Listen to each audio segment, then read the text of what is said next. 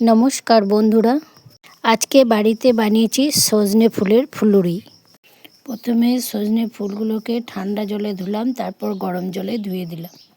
তারপর এর মধ্যে মিশিয়ে দিয়েছিলাম বেসন, ধনেপাতা, ধনে গুঁড়ি, জিরে গুঁড়ি, লঙ্কা কেটে দিয়েছিলাম আর সঙ্গে দিয়েছিলাম বাদাম।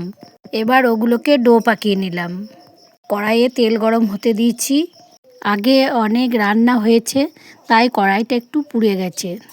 এবার ডোগুলোকে ধীরে ধীরে গরম তেলের মধ্যে ছেড়ে দিচ্ছি লো ফ্লেমে।